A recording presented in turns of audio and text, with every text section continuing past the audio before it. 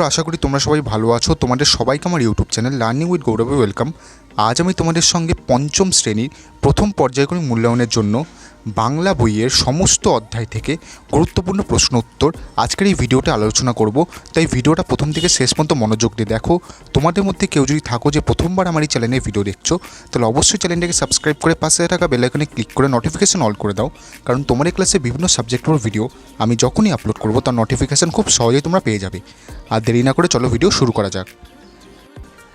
পঞ্চম শ্রেণীর বাংলা বইয়ের কবি আল মাহমুদের লেখা পাখির কাছে ফুলের কাছে কবিতা থেকে প্রথম প্রশ্ন, জোনাকি এক ধরনের পাখি, মাছ, পোকা, খেলনা। বন্ধুরা, এখান থেকে তোমাদের সঠিক উত্তরটি বেছে নিয়ে লিখতে হবে। তো উত্তর, জোনাকি এক ধরনের পোকা। পরের প্রশ্ন, মোড় বলতে বোঝানো হয় গোল, বাঁক, যোগ, চওড়া। উত্তর, মোড় বলতে বোঝানো হয় বাঁক। পরের প্রশ্ন, দরবার শব্দটির অর্থ হল দরজা, সভা, দরগা, দোকান। উত্তর, দরবার শব্দটির অর্থ হল সভা। পরের প্রশ্ন, প্রকৃতির সুন্দর চেহারা যে অংশটিতে ফুটে উঠেছে সেটি হলো কাব্য হবে, মোড় ফিরেছি, কালো জল, ডাবের মতো চাঁদ উঠেছে। উত্তর, প্রকৃতির সুন্দর চেহারা যে অংশটিতে ফুটে উঠেছে সেটি হলো ডাবের মতো চাঁদ উঠেছে।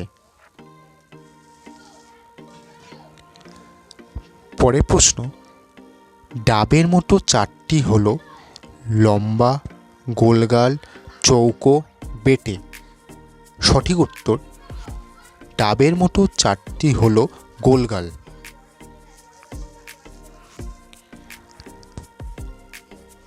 পরের প্রশ্ন, গির্জাটা ছিল লাল, সাদা, নীল, সবুজ, পাথরের। সঠিক উত্তর, গির্জাটা ছিল লাল পাথরের। কবিকে ডাক দিল একটা মাঠ, পুকুর, পাহাড়, জঙ্গল। সঠিক উত্তর, কবিকে ডাক দিল একটা পাহাড়। পরের প্রশ্ন, দরবার বসেছে পাখিদের, জোনাকিদের, ফুলেদের, পতঙ্গদের। সঠিক উত্তর, দরবার বসেছে জোনাকিদের। পরের প্রশ্ন, সেদিন কাব্য হবে রক্তজবার, ফণী মনসার, আকন্দর, গোলাপের ঝোপের কাছে। সঠিক উত্তর, সেদিন কাব্য হবে রক্তজবার ঝোপের কাছে। পরের প্রশ্ন, দরগাতলা পার হয়ে যেই মোড় ফিরেছি ডায়ে, বায়ে, পাশে, ওধারে। সঠিক উত্তর, দরগাতলা পার হয়ে যেই মোড় ফিরেছি বায়ে। বন্ধুরা, এবার তোমাদের বলেছে এলোমেলো শব্দগুলিকে সাজিয়ে অর্থপূর্ণ বাক্য তৈরি করো। এখানে কিছু শব্দ এলোমেলোভাবে আছে, সেইগুলিকে পরপর সাজিয়ে তোমাদের একটি অর্থপূর্ণ বাক্য তৈরি করতে হবে। প্রথম তোমাদের বলেছে মতো উঠেছে ও ডাবের চাঁদ, ঠান্ডা, গোলগাল। এই শব্দগুলিকে যদি আমরা সাজাই তাহলে হবে ডাবের মতো চাঁদ উঠেছে, ঠান্ডা ও গোলগাল। এরপর বলেছে গির্জেটা লাল, ঢেউ, পাথর ঘাটার কি পাথরের। এই শব্দগুলিকে যদি আমরা সাজাই তাহলে হবে পাথর ঘাটার গির্জেটা কি লাল পাথরের ঢেউ। এরপর আস্তে পেরিয়ে ঘর ছিটখানিটা খুলে গেলাম। সঠিক উত্তর, ছিটকিনিটা আস্তে খুলে পেরিয়ে গেলাম ঘর। এরপর এক পাহাড় দিল আয় কোত্থেকে উটকো ডাক আয়। উত্তর, কোত্থেকে এক উটকো পাহাড় ডাক দিল আয় আয়। এরপর দেখি বসেছে এগিয়ে জোনাকিদের দরবার। উত্তর, এগিয়ে দেখি জোনাকিদের দরবার বসেছে।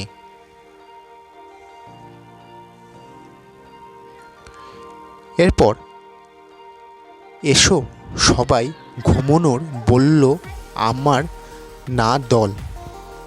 উত্তর, বলল এসো আমরা সবাই না ঘুমোনোর দল।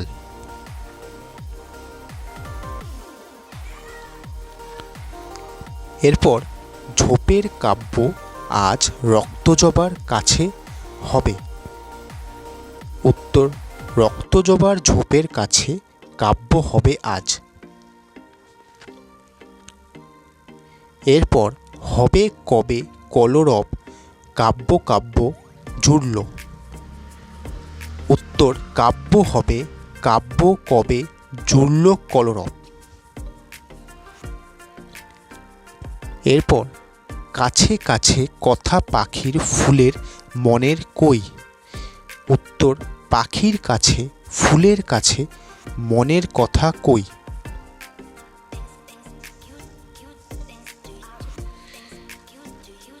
বন্ধুরা, এবার তোমাদের সঙ্গে কিছু সংক্ষিপ্ত প্রশ্ন উত্তর আলোচনা করব, যাদের প্রত্যেকটির মান 2 অথবা 3। তো প্রথম প্রশ্ন, ঘর থেকে বেরিয়ে কবি শহরটাকে কিভাবে দেখলেন? উত্তর, কবি দেখলেন যে এই ঝিমধরা মস্ত শহরটা যেন থরথর করে কাঁপছে। পরের প্রশ্ন, মিনারটিকে দেখে কবির কি মনে হয়েছিল? উত্তর, মিনারটিকে দেখে কবির মনে হয়েছিল কেউ যেন দাঁড়িয়ে আছে।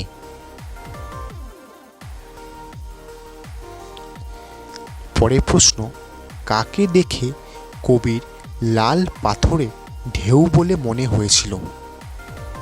উত্তর, পাথর ঘাটার গির্জেটাকে কবির লাল পাথরে ঢেউ বলে মনে হয়েছিল। পরের প্রশ্ন, কি পার হয়ে কবি বায়ে মোড় ফিরলেন? উত্তর, দরগাতলা পার হয়ে কবি বায়ে মোড় ফিরলেন। পরের প্রশ্ন, কবিকে কে আয় আয় করে ডাকল?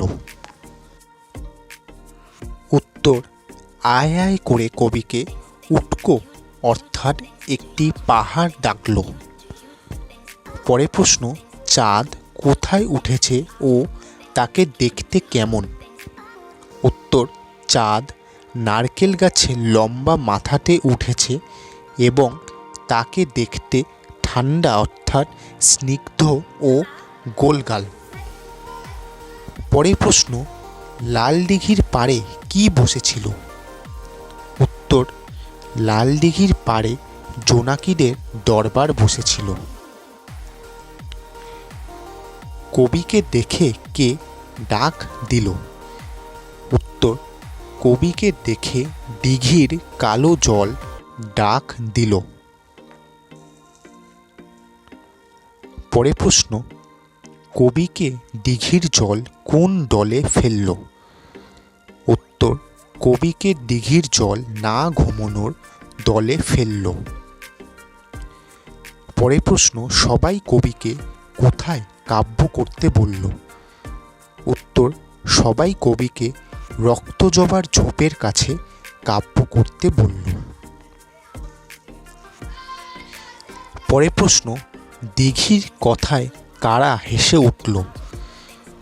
উত্তর, দিঘির কথায় ফুল ও পাখিরা হেসে উঠল এবং কলরব করতে লাগল।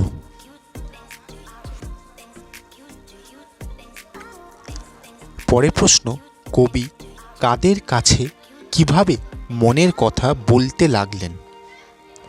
উত্তর, কবি পকেট থেকে ছড়ার বই বের করে ফুল ও পাখির কাছে মনের কথা বলতে লাগলেন। পরের প্রশ্ন, কবি আল মাহমুদ কোন দেশের মানুষ? উত্তর, কবি আল মাহমুদ বাংলাদেশের কুমিল্লা শহরের মানুষ। পরের প্রশ্ন, তিনি কোন বিখ্যাত আন্দোলনে সামিল হয়েছিলেন? উত্তর, কবি আল মাহমুদ বাংলাদেশের ভাষা বিদ্রোহ আন্দোলনে সামিল হয়েছিলেন। পরের প্রশ্ন, কবি আল মাহমুদের লেখা একটি বিখ্যাত বইয়ের নাম লেখো। উত্তর, কবি আল মাহমুদের লেখা একটি বিখ্যাত বই হলো বাংলা।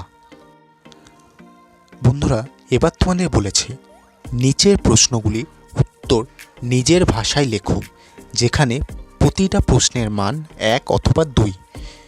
তো প্রথম প্রশ্ন তোমাদের বলেছে, কবি ঘর থেকে বেরিয়ে পড়েছিলেন কেন? উত্তর, কবি এক রাতে দেখলেন নারকেল গাছের লম্বা মাথায় ডাবের মতো ঠান্ডা ও গোলগাল চাঁদ উঠেছে।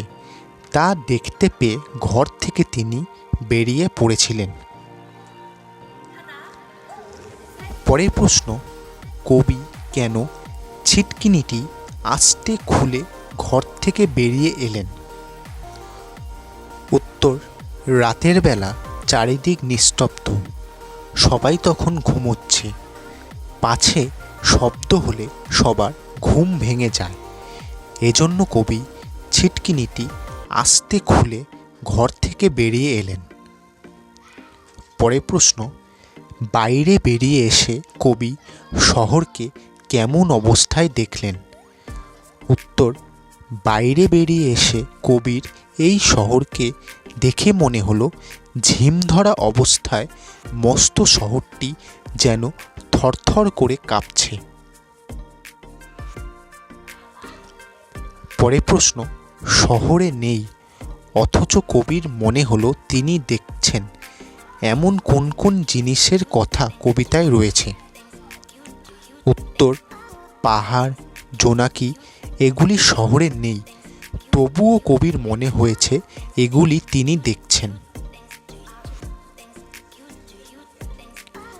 পরের প্রশ্ন, সেই রাতে জেগে থাকার দলে কারা কারা ছিল এবং তারা কবির কাছে কী আবদার জানিয়েছিল? উত্তর, সেই রাতে জেগে থাকার দলে ছিল পাহাড়, জোনাকি, দিঘির কালো জল, ফুল, পাখি। তারা কবির কাছে কবিতা শোনার আবদার জানিয়েছিল। পরের প্রশ্ন, তাদের ডাকে সাড়া দিয়ে কবি কী করলেন? উত্তর, তাদের ডাকে সাড়া দিয়ে কবি পকেট থেকে ছড়ার বই খুললেন এবং পাখির কাছে ও ফুলের কাছে মনের কথা বলতে লাগলেন। পরের প্রশ্ন, রক্তজবার ঝোপের কাছে কাব্যের যে আসর বসেছিল সেই পরিবেশটি কেমন তা নিজের ভাষায় লেখো। উত্তর, রক্তজবার ঝোপের কাছে লাল দিঘিটা পার হয়ে এগিয়ে জোনাকিদের দরবার বসেছিল। সেখানে কলকলিয়ে দিঘির কালো জল কবিকে বলল, এসো, এখানে সবাই না ঘুমিয়ে রয়েছে। দিঘির সেই কথায় হেসে উঠল সব ফুল পাখিরা। সমস্ত শহর যখন ঝিমধরা অবস্থায় থরথর করে কাঁপছে, তখন কবি এদের সঙ্গে রাত জেগে ছড়ার বই খুলে নিজের মনের কথা বলতে শুরু করলেন। পঞ্চম শ্রেণীর বাংলা বইয়ের কবি সুনির্মল বসুর লেখা গল্পবুড়ো কবিতা থেকে প্রথম প্রশ্ন, গল্পবুড়ো কখন হেঁটে চলেছে? উত্তর, গল্পবুড়ো শীতের ভোরে পথ ধরে হেঁটে চলেছে। পরের প্রশ্ন, গল্পবুড়ো চেঁচিয়ে কি বলছে? উত্তর, গল্পবুড়ো চেঁচিয়ে ছোটদের বলছে রূপকথা চাই। পরের প্রশ্ন, হাওয়া কোন দিক থেকে বইছে? উত্তর, হাওয়া উত্তর দিক থেকে বইছে। গল্পবুড়ো কি নিয়ে এসেছে? উত্তর, গল্পবুড়ো রূপকথা নিয়ে এসেছে। পরের প্রশ্ন, সে ছোটদের কি দেখতে আসতে বলছে? উত্তর, সে ছোটদের তার ভগ্নী দেখতে আসতে বলছে। গল্পবুড়োর কাঁধে কি আছে? উত্তর, গল্পবুড়োর কাঁধের ওপর ঝোলা আছে। পরের প্রশ্ন, গল্পবুড়োর তল্লিতে কি রয়েছে? উত্তর, তার তল্লিতে দৈত্যী দানব, যক্ষীরাজ, রাজপুত্তুর, পক্ষীরাজ প্রভৃতি রয়েছে। পরের প্রশ্ন, কড়ির পাহাড় কিভাবে রয়েছে? উত্তর, কড়ির পাহাড় ষাঁড় বাঁধা হয়ে রয়েছে। এখানে ময়নামতি কি? উত্তর, ময়নামতি একটি টলটলে জলে ভরা দিঘি। কোথাকার হাট গল্পবুড়োর তরিতে আটকে গেছে? উত্তর, হট্টমেলার হাট গল্পবুড়োর তরিতে আটকে গেছে। পরের প্রশ্ন, গল্পবুড়োর থলিতে কে বন্দিনী হয়ে রয়েছে? উত্তর, গল্পবুড়োর থলিতে কেশবতী নন্দিনী বন্দিনী হয়ে রয়েছে। পরের প্রশ্ন, এখানে চোখ ধাঁধা কেন বলা হয়েছে? উত্তর, কবিতায় মানিক ও হীরা বহুমূল্য রত্ন, তাদের উজ্জ্বলতায় চোখ ধাঁধিয়ে যায়। পরের প্রশ্ন, কারা শত্রু হয়ে যাবে? উত্তর, যে গল্পবুড়োর ডাকে এই শীতের ভোরে আসবে না সে শত্রু হয়ে যাবে। পরের প্রশ্ন, গল্পবুড়ো শত্রুদের সাথে কি করবে? উত্তর, গল্পবুড়ো শত্রুদের মূর্খতা ভাঙবে ও তাদের রূপকথা বলবে না। পরের প্রশ্ন, সুনির্মল বসুর লেখা দুটি বইয়ের নাম লেখো। উত্তর, ছানাবড়া ও হইচই। পরের প্রশ্ন, গল্পবুড়ো কবিতায় ঝলমলে কোন জিনিসটি? উত্তর, কবিতায় ঝলমলে জিনিসটি হলো সোনার কাঠি। বন্ধুরা, এবার তোমাদের বলেছে নিচের প্রশ্নগুলির উত্তর নিজের ভাষায় লেখো, যেখানে প্রতিটি প্রশ্নের মান 1 অথবা 2। তো প্রথম প্রশ্ন তোমাদের বলেছে, গল্পবুড়ো কখন গল্প শোনাতে আসে? উত্তর, গল্পবুড়ো শীতকালের ভোরবেলায় গল্প শোনাতে আসে। পরের প্রশ্ন, গল্পবুড়োর ঝোলায় কি কি ধরনের গল্প রয়েছে? উত্তর, গল্পবুড়োর ঝোলাতে দৈত্যী দানব, যক্ষীরাজ, রাজপুত্তুর, পক্ষীরাজ, কেশবতী রাজকন্যার গল্প রয়েছে। পরের প্রশ্ন, গল্পবুড়ো শীতকালের ভোরে ছোটদের কিভাবে ঘুম থেকে ওঠাতে চায়? উত্তর, গল্পবুড়ো হাঁক দিয়ে ডেকে লোভনীয় গল্পের কথা বলে ছোটদের শীতকালের ভোরে ঘুম থেকে ওঠাতে চায়। পরের প্রশ্ন, রূপকথার কোন কোন বিষয় কবিতাটিতে রয়েছে?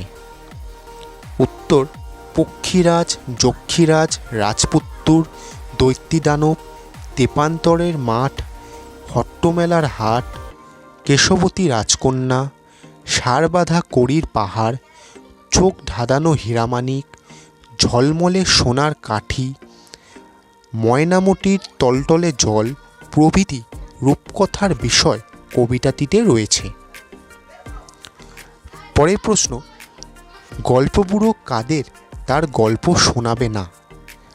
উত্তর, যেসব ছেলে এই প্রবল শীতের ভোরে ঘুমের অলসতা ছেড়ে উঠে আসবে না, গল্প বুড়ো তাদেরকে তার গল্প শোনাবে না। বন্ধুরা, এবার তোমাদের বলেছে সংক্ষিপ্ত প্রশ্ন ও উত্তর, যেখানে প্রতিটি প্রশ্নের মান 2 অথবা 3। তো প্রথম প্রশ্ন তোমাদের বলেছে গল্প বুড়ো কাদের কিভাবে ডেকে কি বলছে। উত্তর, শীতের ভোরে গল্প বুড়ো হাঁক ছেড়ে ছোটদের ডাকছে। ডাক ছেড়ে সে ছোটদের ঘুম ছেড়ে তাড়াতাড়ি ছুটে আসতে বলছে এবং তাড়াতাড়ি বা ঝোলাটায় কি আছে তা দেখতে বলছে। পরের প্রশ্ন, গল্প বুড়ো কখন কি বলতে বলতে হেঁটে চলেছে। উত্তর, শীতের ভোরে যখন উত্তরে হাওয়া বইছে সেই সময় থুরথুরে এক গল্প বুড়ো চেঁচিয়ে মুখ ব্যথা করে রূপকথা চাই রূপকথা বলতে বলতে তাড়াতাড়ি হেঁটে চলেছে। পরের প্রশ্ন, গল্প বুড়োর তল্পিতে আর কি কি আটকে আছে। উত্তর, সার বাঁধা কড়ির পাহাড়, চোখ ধাঁধানো হীরামানিক, ঝলমলে সোনার কাঠি, ময়নামতি দিঘির টলটলে জল এবং তেপান্তরের মাঠ ও হট্টমেলার হাট সবই গল্প বুড়োর ঝোলায় আটকে আছে। কেশবতী নন্দিনী অর্থাৎ রাজকন্যাও তার থলিতে বন্দিনী হয়ে রয়েছে।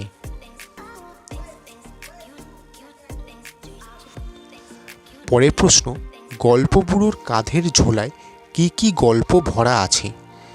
উত্তর, গল্প বুড়োর কাঁধের ঝোলা বা তল্পিটায় অনেক মন ভোলানো গল্প ভরা আছে, যার মধ্যে দৈত্যী দানব, যক্ষীরাজ, রাজপুত্র এর কথা এবং পক্ষীরাজ ও মনোপবনের দ্বারের আজগুবি সব কারখানার কাহিনী ভর্তি হয়ে রয়েছে। পরের প্রশ্ন, তেপান্তরের মাঠখানা রূপকথার গল্পে এই মাঠের কথা কিভাবে পাওয়া যায়, নিজের ভাষায় লেখো। উত্তর, রূপকথার গল্পে আমরা এক জনহীন বিশাল প্রান্তর বা মাঠের কথা পাই, যা তেপান্তরের মাঠ নামে পরিচিত। গল্পে এই মাঠটির এপার ওপার দেখা যায় না। এই সুবিশাল মাঠটিতে দিনের বেলাতেই গা ছমছম করে, সেখানে গরম হাওয়ার ঘূর্ণিপাক খায়। আরও দেখা যায় মাঠটিতে এখানে ওখানে বড় বড় গাছ রয়েছে, যার নিচে রাজপুত্র বা গল্পের নায়ক বিশ্রাম করে। সেই গাছটির ওপর সাধারণত ব্যঙ্গমা ব্যঙ্গমী পাখি বাসা বেঁধে থাকে। কখনো গল্পে বা কোনো গল্পে এই মাঠে পথ হারিয়ে কারোর মৃত্যু হয়েছে জানা যায়।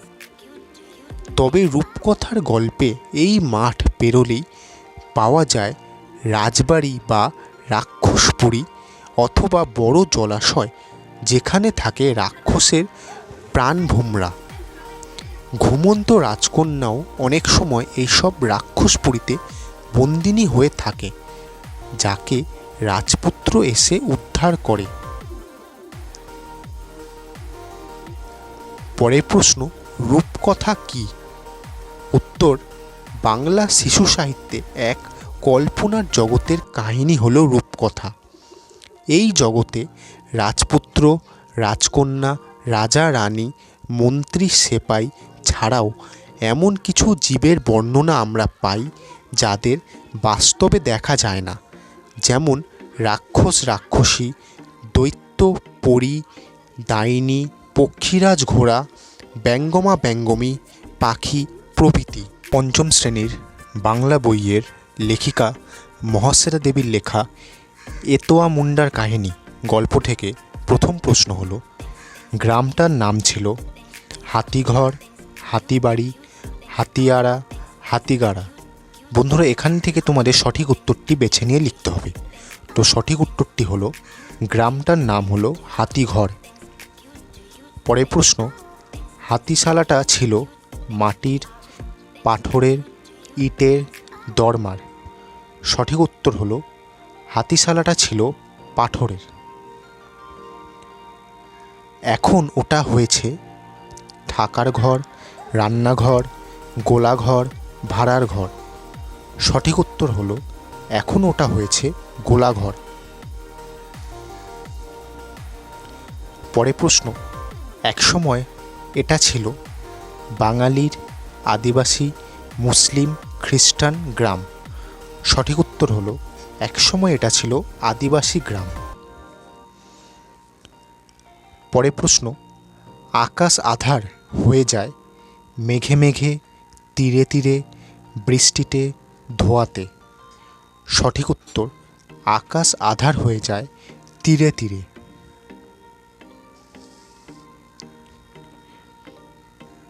ছোট্ট এটোয়া হলো মতিবাবুর বাগাল, চাকর, কৃতদাস, পোষ্য। সঠিক উত্তর ছোট্ট এটোয়া হলো মতিবাবুর বাগাল। ভুলং নদী খানিক বাদেই মিশেছে গঙ্গায়, পদ্মায়, সমুদ্রে, সুবর্ণরেখায়। সঠিক উত্তর ভুলং নদী খানিক বাদেই মিশেছে সুবর্ণরেখায়। এতোয়াকে দেখলে মনে হয় দুরন্ত এক বাচ্চা, হাতি, ঘোড়া, বাঘ, হরিণ। সঠিক উত্তর এতোয়াকে দেখলে মনে হয় দুরন্ত এক বাচ্চা ঘোড়া। পরের প্রশ্ন,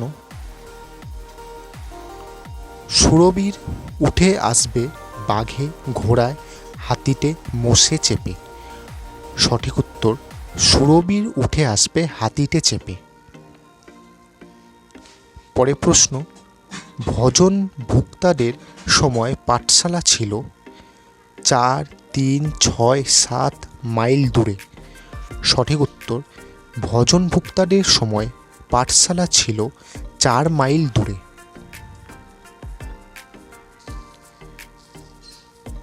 বন্ধুরা, এবার তোমাদের বলেছে অতি সংক্ষিপ্ত প্রশ্ন উত্তর, যেখানে প্রতিটি প্রশ্নের মান হলো 1। তো প্রথম প্রশ্ন, নামটি এতোয়া, এতোয়া নামটি কে কেন দিয়েছিল? উত্তর, এতোয়া রবিবার জন্মেছিল বলে তার ঠাকুরদা মঙ্গল মুন্ডা নামটি দিয়েছিল। পরের প্রশ্ন, এতোয়া মুন্ডাদের গ্রামটি নাম কি? উত্তর, এতোয়া মুন্ডাদের গ্রামটির নাম হাতিঘর। এতোয়া শব্দের অর্থ কি? উত্তর, এতোয়া শব্দের অর্থ রবিবার। পরের প্রশ্ন, এতোয়ার গ্রামের জমিদার কে ছিলেন? উত্তর, এতোয়ার গ্রামের জমিদার ছিলেন মতিবাবু। গ্রামটির আগের নাম কি ছিল? উত্তর, গ্রামটির আগের নাম ছিল সালগেরিয়া। পরের প্রশ্ন, সাঁওতাল ও মুন্ডাদের বিদ্রোহকে কি বলে? উত্তর, সাঁওতাল ও মুন্ডাদের বিদ্রোহকে বলে হুল ও উলগুলান। সাঁওতালদের নিয়ে কারা যুদ্ধে নেমেছিল? উত্তর, সাঁওতালদের নিয়ে সিধু কানহু যুদ্ধে নেমেছিল। মুন্ডাদের নিয়ে কে যুদ্ধে নেমেছিলেন? উত্তর, মুন্ডাদের নিয়ে যুদ্ধে নেমেছিলেন বিরসা মুন্ডা।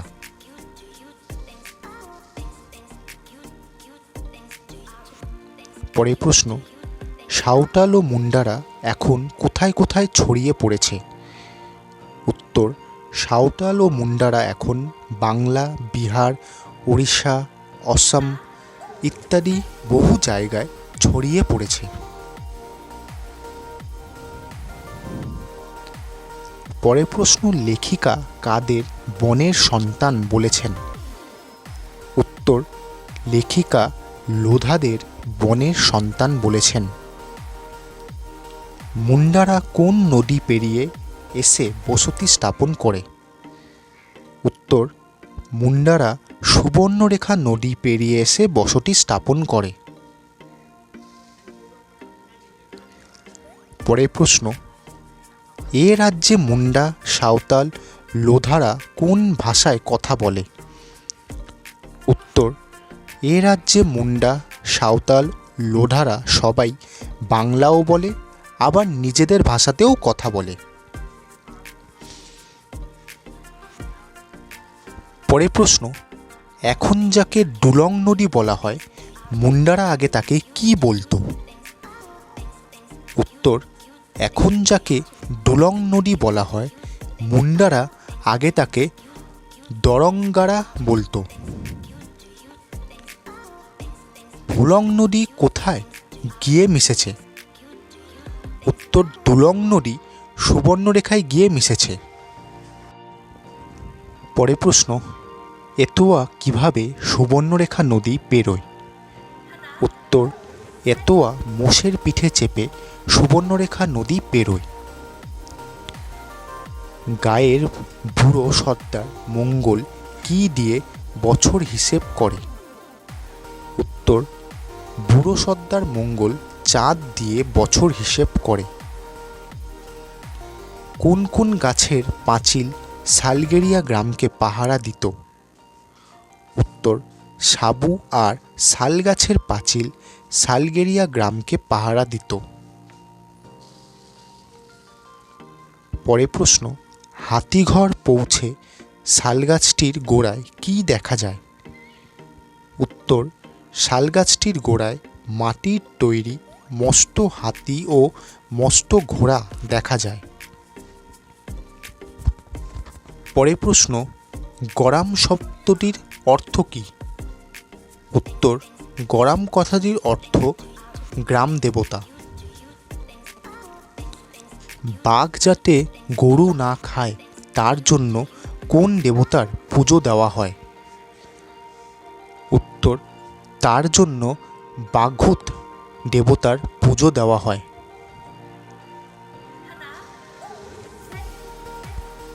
স্কুলে কে গল্প বলে?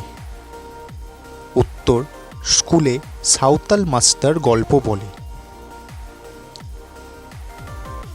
এতোয়া যাত্রা দেখে কি জেনে ফেলেছে? উত্তর, এতোয়া রোহিণী গ্রামে যাত্রা দেখে রামায়ণ ও মহাভারতের কথা জেনে ফেলেছে। বোম্বে রোডে যত বাস ট্রাক চলে সবাই কোথায় প্রণামী দেয়?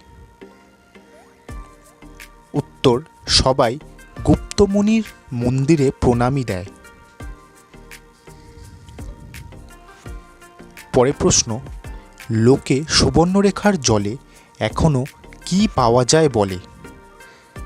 উত্তর, লোকে বলে সুবর্ণরেখার জলে এখনো নাকি সোনার রেণু পাওয়া যায়।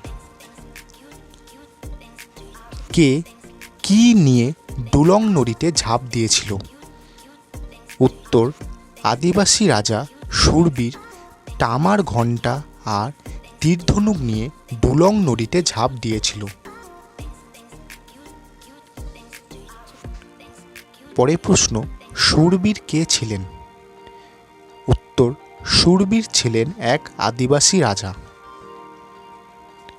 হাটে বসে কে গল্প বলে? উত্তর, হাটে বসে অন্ধভজন ভুক্তা গল্প বলে। পরের প্রশ্ন, 1857-58 সালে কোন যুদ্ধ হয়েছিল জেনে লেখো। উত্তর, 1857-58 সালে সিপাহী বিদ্রোহ হয়েছিল। আদিবাসীরা জঙ্গল থেকে কি কি পায়? উত্তর, আদিবাসীরা জঙ্গল থেকে কন্ড, মূল, ফল, পাতা, জ্বালানি এবং খরগোশ, সজারু, পাখি প্রভৃতি পায়। ভজনভুক্তাদের ছেলেবেলায় পাঠশালা কত দূরে ছিল? উত্তর, ভজনভুক্তাদের ছেলেবেলায় পাঠশালা ছিল 4 মাইল দূরে।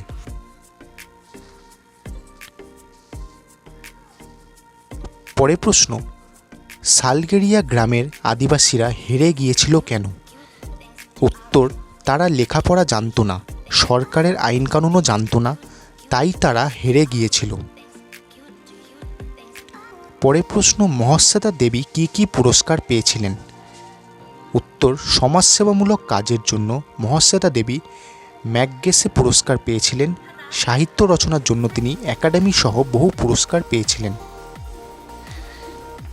বন্ধুরা, এবার তোমাদের বলেছে সংক্ষিপ্ত প্রশ্ন উত্তর, যেখানে প্রতিটি প্রশ্নের মান 2 অথবা 3। তো প্রথম প্রশ্ন তোমাদের বলেছে এতোয়াকে দেখলে মনে হয়, এতোয়াকে কেমন দেখতে তার বর্ণনা দাও। উত্তর, এতোয়া একটি আদিবাসী ছেলে, বয়স 10 বছর, মাথায় খুব ঝাঁকড়া লালচে চুল, চোখ দুটি জলজলে আর পাড়ালো। সবসময় তার পরনে থাকে একটা খাকি হাফ প্যান্ট। এতোয়াকে দেখলে মনে হয় সে যেন দুরন্ত এক বাচ্চা ঘোড়া, এক্ষুনি লাফিয়ে উঠে দৌড়ে যাবে। পরের প্রশ্ন, গুপ্তমণি মন্দিরের বর্ণনা দাও। উত্তর, হাওড়া থেকে খড়গপুর গিয়ে বাসে চেপে গুপ্তমণি মন্দিরে পৌঁছানো যায়। এটি দেবী বরাম মায়ের মন্দির। তিনি সবাইকে রক্ষা করেন। মন্দিরে লোঢা পুরোহিত পুজো করেন। বোম্বে রোডে যত বাস ট্রাক চলে সবাই এই মন্দিরে প্রণামী দেয়।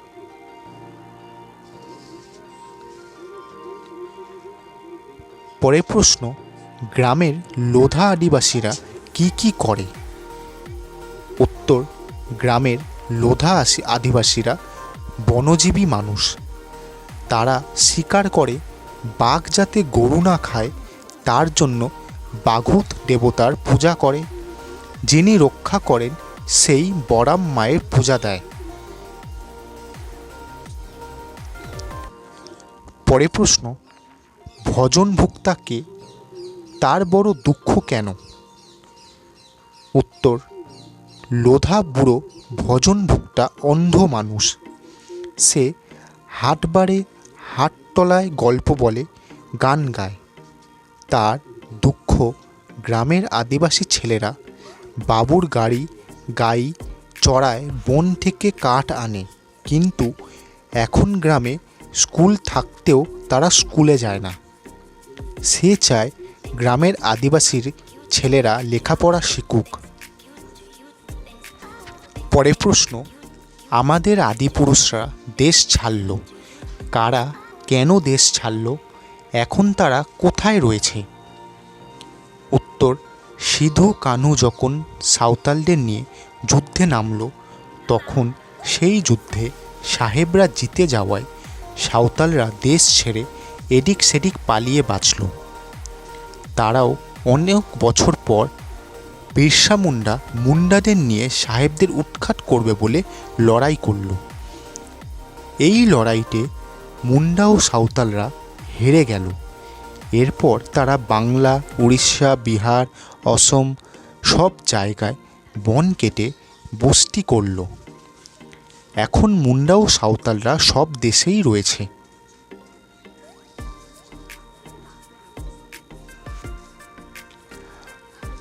পরের প্রশ্ন, এখনও রাজা, এখানে কার কথা বলা হয়েছে?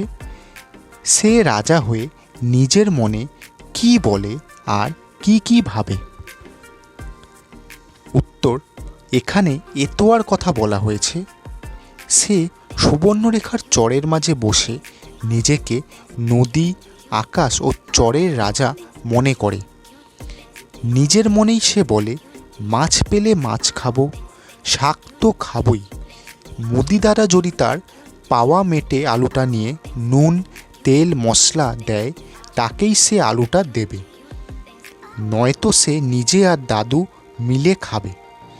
কি কি খাবে তা ভাবতে গিয়ে সে খিদে ভুলে যায়।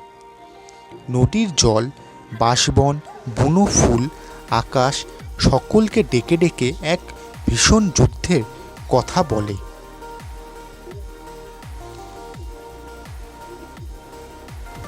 পরের প্রশ্ন, আদিবাসীরা কোন ভাষায় কথা বলে? তারা কিভাবে নিজেদের নাম রাখে? উত্তর, আমাদের রাজ্যে মুন্ডা, সাঁওতাল, লোধা সবাই বাংলা ভাষায় কথা বলে, আবার নিজেদের ভাষাও বলে। আদিবাসীরা নিজেদের ইচ্ছে মতন জন্মবারের সঙ্গে মিলিয়ে নাম রাখে। যেমন সোমবারে জন্মালে সোমরা, সোমাই, এমনি কোনো নাম। আবার কখনো বা তারা বাংলা নামও রাখে।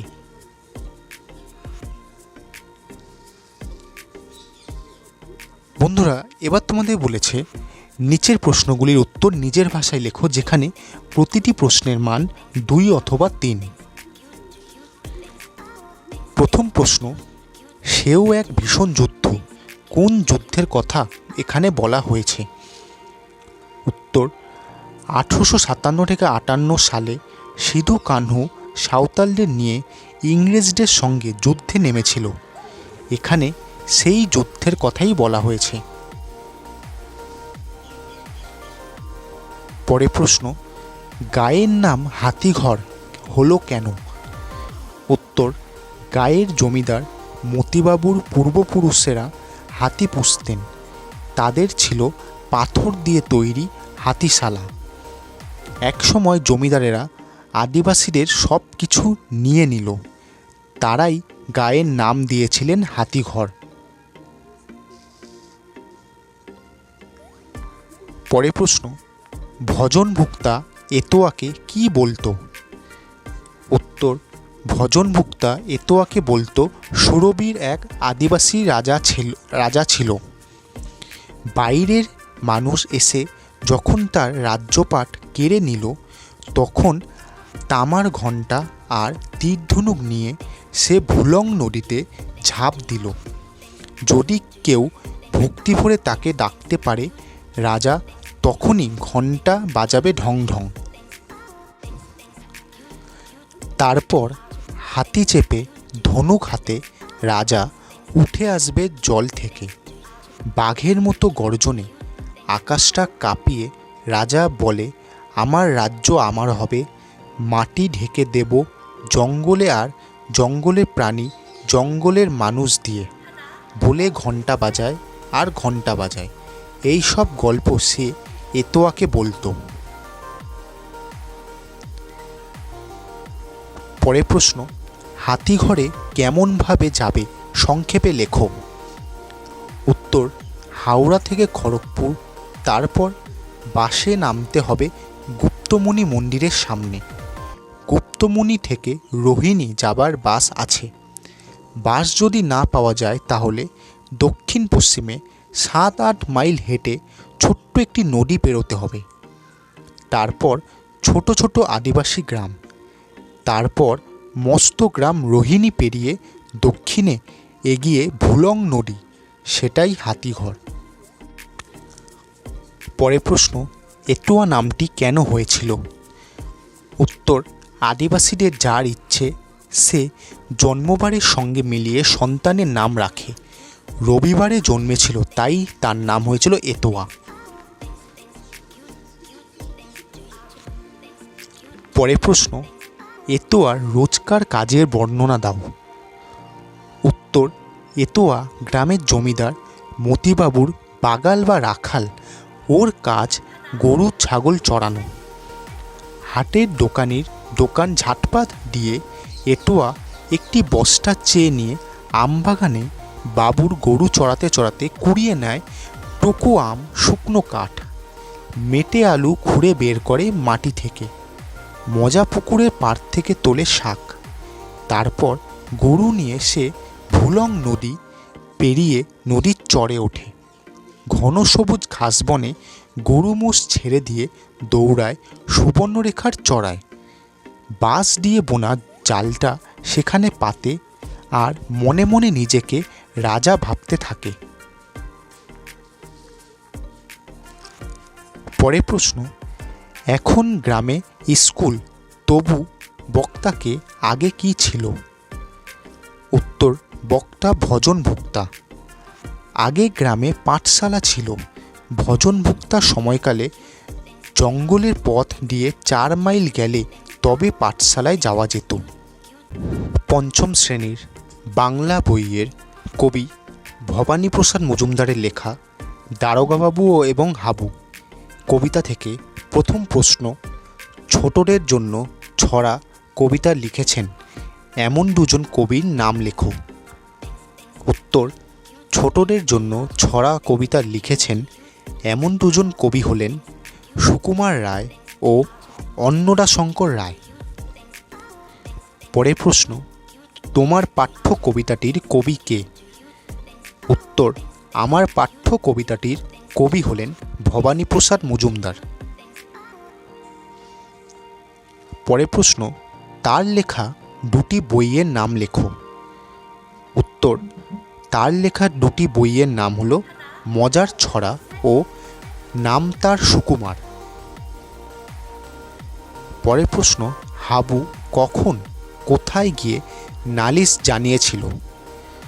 উত্তর, হাবু ভোরবেলা থানায় গিয়ে নালিশ জানিয়েছিল। হাবুরা মোট কয় ভাই, তারা কিভাবে থাকত? উত্তর, হাবুরা মোট 4 ভাই, তারা 4 ভাই একসাথে একটি ঘরে থাকত। পরের প্রশ্ন, হাবুর বড়দা কি পোষেন? উত্তর, হাবুর বড়দা 7টা ছোট বড় বিড়াল পোষেন। পরের প্রশ্ন, বারণ করা সত্ত্বেও হাবুর মেজদা কি পোষেন? উত্তর, বারণ করা সত্ত্বেও হাবুর মেজদা 8টা কুকুর পোষেন।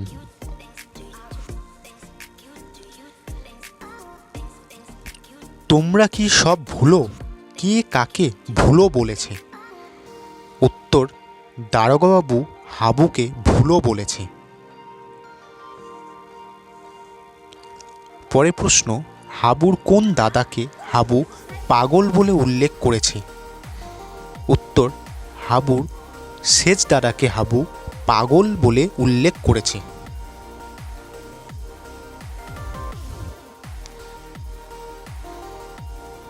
কে কে কেঁদে কেঁদে মরছে? উত্তর, দাদাদের পোষা প্রাণীর গন্ধে হাবুর প্রাণ ওষ্ঠাগত, তাই হাবু কেঁদে কেঁদে মরছে। উত্তর, দুঃখ পেয়ে হাবু কি করত? উত্তর, দুঃখ পেয়ে হাবু সারাদিন রাত ভগবানকে ডাকত। পরের প্রশ্ন, হাবু ও তার দাদাদের মিলিয়ে মোট পোষা প্রাণীর সংখ্যা কত? উত্তর, হাবু ও তার দাদাদের মিলিয়ে মোট পোষা প্রাণীর সংখ্যা 175টি। পরের প্রশ্ন, ভবানীপ্রসাদ মজুমদার কতগুলি ছড়া লিখেছেন? উত্তর, তিনি এখনও পর্যন্ত প্রায় 16,000-এর বেশি ছড়া লিখেছেন। বন্ধুরা, এবার তোমাদের বলেছে নিচের প্রশ্নগুলির উত্তর নিজের ভাষায় লেখো, যেখানে প্রতিটি প্রশ্নের মান 1 অথবা 2। তো প্রথম প্রশ্ন, হাবু কোথায় গিয়ে কার কাছে নালিশ জানিয়েছিল? উত্তর, হাবু থানায় গিয়ে দারোগাবাবুর কাছে নালিশ জানিয়েছিল। হাবুর বড়দা, মেজদা ও সেজদা ঘরে কি কি পোষেন? উত্তর, হাবুর বড়দা, মেজদা ও সেজদা ঘরে বিড়াল, কুকুর ও ছাগল পোষেন। পরের প্রশ্ন, হাবুর করুণ অবস্থার জন্য সে নিজেও কিভাবে দায়ী ছিল বলে তোমার মনে হয়? উত্তর, হাবু তার পোষা পায়রা উড়ে যাবার ভয়ে দরজা জানলা খুলত না, তাই ঘরে বিশ্রী গন্ধ হতো। তার এই অবস্থার জন্য সে নিজেও দায়ী ছিল। পরের প্রশ্ন, দারোগাবাবু হাবুকে যে পরামর্শ দিলেন সেটি তার পছন্দ হলো না, কেন? উত্তর, পরামর্শটি হাবুর পছন্দ না হওয়ার কারণ হলো দারোগাবাবু বলেছিলেন গন্ধ লাগলে ঘরে দরজা জানালা খুলে দিতে। সেই পরামর্শ মতো দরজা জানালা খুলে দিলে তার নিজের দেশ পোষা পায়রা উড়ে যাবে। সেই কারণে হাবুর দারোগাবাবুর দেওয়া পরামর্শটি পছন্দ হয়নি। পরের প্রশ্ন হলো, দারোগাবাবুর কাছে হাবু তার যে দুঃখের বিবরণ দিয়েছিল তা নিজের ভাষায় লেখো। উত্তর, হাবুরা একটা ঘরে 4 ভাই মিলে থাকে। তার বড়দা 7টা বিড়াল, মেজদা 8টা কুকুর ও সেজদা 10টা ছাগল পোষেন। সেই গন্ধে তার ঘরে থাকতে খুব কষ্ট হয়। এর একটা বিহিত দরকার, আর সে ঘরের দরজা জানালা খুলতে পারে না, কারণ তাহলে তার পোষা 150 পায়রা উড়ে যাবে। পঞ্চম শ্রেণীর বাংলা বইয়ের লেখিকা লীলা মজুমদারের লেখা বুনো হাঁস গল্প থেকে প্রথম প্রশ্ন, জোয়ানদের ঘাঁটি কোথায় ছিল? উত্তর, লাদাখের একটা বরফে ঢাকা নির্জন জায়গাতে জোয়ানদের ঘাঁটি ছিল। পরের প্রশ্ন, জোয়ানরা কি কাজ করে? উত্তর, জোয়ানরা দেশের মানুষকে রক্ষার কাজ করে, যাতে মানুষেরা শান্তিতে বাস করতে পারে, সেই কাজই করে জোয়ানরা। পরের প্রশ্ন, দুটো বুনো হাঁস দলছুট হয়েছিল কেন? উত্তর, একটি বুনো হাঁসের ডানায় জখম ছিল, তাই সে উঠতে না পারায় দলছুট হয়। অপর হাঁসটি ইচ্ছে করলে উড়ে যেতে পারত, কিন্তু বন্ধু হাঁসটিকে রেখে গেল না, সেও দলছুট হলো।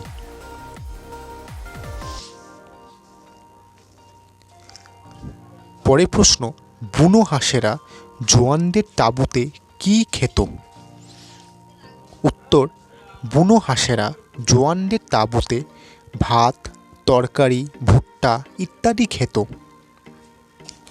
হাঁসেরা আবার কোথায়, কখন ফিরে গেল? উত্তর, সারা শীতকাল জোয়ানদের তাঁবুতে কাটিয়ে শীতের শেষে হাঁসেরা নিজের দেশে ফিরে গেল।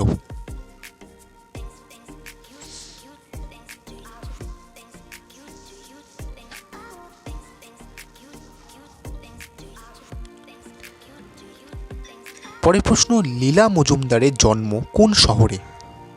উত্তর, লীলা মজুমদারের জন্ম কলকাতায়। তার শৈশব কোথায় কেটেছে? উত্তর, তার শৈশব শিলং পাহাড়ে কেটেছে। ছোটদের জন্য লেখা তার দুটি বইয়ের নাম লেখো। উত্তর, ছোটদের জন্য লেখা তার দুটি বইয়ের নাম বৈদ্যনাথের বড়ি এবং হলদে পাখির পালক। পরের প্রশ্ন, এখন আকাশের দিকে চাইলে কি দেখা যাবে? উত্তর, আকাশের দিকে চাইলে দেখা যাবে দলে দলে বুনো হাঁস উড়ে চলছে উত্তর দিকে। হাঁসেরা কিভাবে সার বেঁধে উড়ে যাচ্ছে? উত্তর, হাঁসেরা তীরের ফলার মতো আকারে সার বেঁধে উড়ে যাচ্ছে। পরের প্রশ্ন, পাখির ডানার কীরকম শব্দ শোনা যায়? উত্তর, পাখির ডানার শো শো শব্দ শোনা যায়। গল্পে হাঁসেরা কোথায় ফিরে যাচ্ছে? উত্তর, গল্পে হাঁসেরা গরম দেশে শীত কাটিয়ে নিজেদের দেশে ফিরে যাচ্ছে। কোনো কোনো হাঁসেরা কোন দিক থেকে আসে?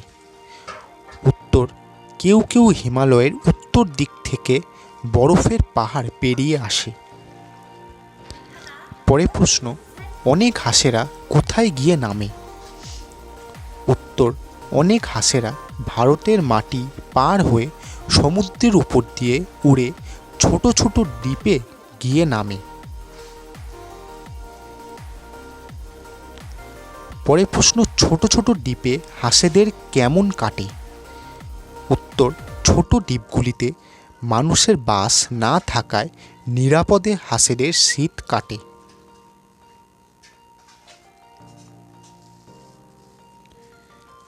পরের প্রশ্ন, পৃথিবীর দক্ষিণের 8খানায় আমাদের গরমের সময় কোন ঋতু থাকে? উত্তর, পৃথিবীর দক্ষিণের 8খানায় আমাদের গরমের সময় শীত ঋতু থাকে। জোয়ানদের ঘাঁটি কোথায় ছিল? উত্তর, লাদাখের নির্জন জায়গাতে জোয়ানদের ঘাঁটি ছিল। জোয়ানরা কিসের মাধ্যমে খবর পেত? উত্তর, জোয়ানরা রেডিওর মাধ্যমে খবর পেত। পরের প্রশ্ন, কোন কাজ জোয়ানদের কাছে আনন্দের ছিল?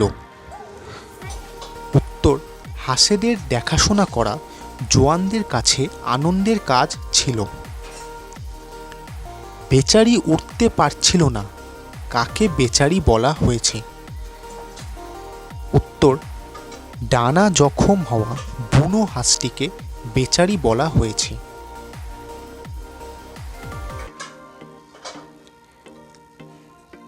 পরের প্রশ্ন, বুনো হাঁসটি কোথায় নেমে কেমন করতে লাগলো? উত্তর, বুনো হাঁসটি ঝোপের ওপর নেমে থরথর করে কাঁপতে লাগলো। আহত হাঁসটি প্রথম কতদূর উঠতে পারত? উত্তর, আহত হাঁসটি প্রথম তাঁবুর ছাদ পর্যন্ত উঠতে পারত। জোয়ানরা কখন হাঁসটিকে তাঁবুতে নিয়ে এসেছিল? উত্তর, বরফ পড়তে শুরু করতেই জোয়ানরা গিয়ে হাঁসটিকে তাঁবুতে নিয়ে এসেছিল। পরের প্রশ্ন, অন্য হাঁসটি তাঁবুতে কিভাবে এসেছিল?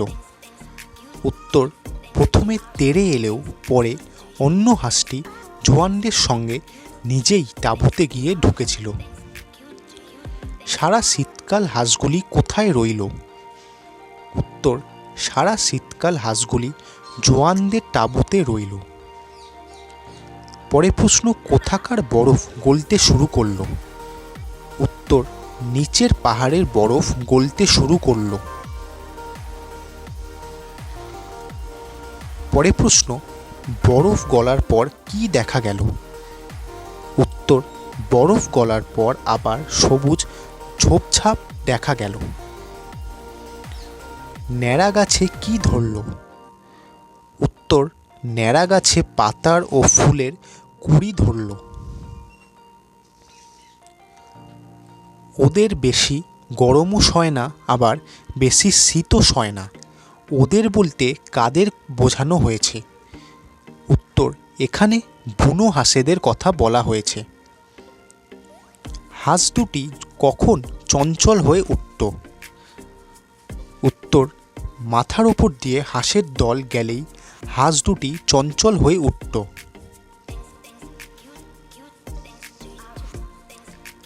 কাদের বাড়ি ফেরার সময় হয়ে এলো? জোয়ানদের বাড়ি ফেরার সময় হয়ে এলো।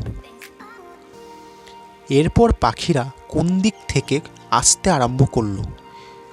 উত্তর, এরপর পাখিরা দক্ষিণ থেকে উত্তরে আসতে আরম্ভ করলো। পরের প্রশ্ন, দেশে ফিরে পাখিরা কি করবে? উত্তর, দেশে ফিরে পাখিরা বাসা বাঁধবে, বাচ্চা তুলবে। একদিন জোয়ানরা এসে কি দেখল? উত্তর, একদিন জোয়ানরা এসে দেখল হাঁস দুটি উড়ে চলে গেছে। জোয়ানদের ঘাঁটি কোথায় ছিল? উত্তর, লাদাখের একটা বরফে ঢাকা নির্জন পাহাড়ে জোয়ানদের ঘাঁটি ছিল। পরের প্রশ্ন, জোয়ানরা কি কাজ করে? উত্তর, জোয়ানরা দেশের নিরাপত্তা রক্ষা করে, শান্তি শৃঙ্খলা বজায় রাখে এবং দেশকে বাইরের শত্রুর হাত থেকে রক্ষা করে। বুনো হাঁসেরা জোয়ানদের তাঁবুতে কি খেত? উত্তর, বুনো হাঁসেরা জোয়ানদের তাঁবুতে ভাত, ফলের কুচি, টিনের মাছ, ভুট্টা, তরকারি ইত্যাদি খেত। হাঁসেরা আবার কোথায় কখন ফিরে গেল? উত্তর, হাঁসেরা আবার শীতের শেষে তাদের নিজেদের দেশে ফিরে গেল। বন্ধুরা, এবার তোমাদের বলেছে সংক্ষিপ্ত প্রশ্ন উত্তর, যেখানে প্রতিটি প্রশ্নের মান 2 অথবা 3। তো প্রথম প্রশ্ন, দুটো বুনো হাঁস দলছুট হয়েছিল কেন? উত্তর, একটা বুনো হাঁস ডানায় আঘাত পেয়ে নিচে নেমে পড়েছিল এবং তার সঙ্গী আর একটা বুনো হাঁস আহত বুনো হাঁসের পিছন পিছন এসেছিল, তাই বুনো হাঁস দুটো দলছুট হয়েছিল।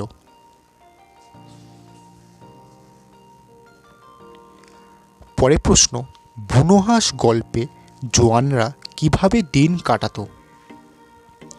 উত্তর, লাদাখে বরফ ঢাকা এক নির্জন জায়গাতে জোয়ানদের ঘাঁটি ছিল। শীতের শুরুতে যখন বুনো হাঁসের দল দক্ষিণ দিকে উড়ে যেত, তখন বাড়ির জন্য জোয়ানদের মন কেমন করত, কারণ লাদাখের ওই নির্জন ঘাঁটিতে চিঠিপত্র বিশেষ পৌঁছতো না, শুধু রেডিওতেই জোয়ানরা যা কিছু খবর পেত। পরের প্রশ্ন, বুনো হাঁসেরা কোথা থেকে কিভাবে আসে? উত্তর, বুনো হাঁসের দল কেউ কেউ হিমালয়ের উত্তর থেকে বরফের পাহাড় পেরিয়ে আসে, অনেকে ভারতের মাটি পার হয়ে সমুদ্রের উপর দিয়ে উড়ে ছোট ছোট দ্বীপে গিয়ে নামে। সেখানে মানুষের বাস না থাকায় তারা নিরাপদে শীত কাটায়।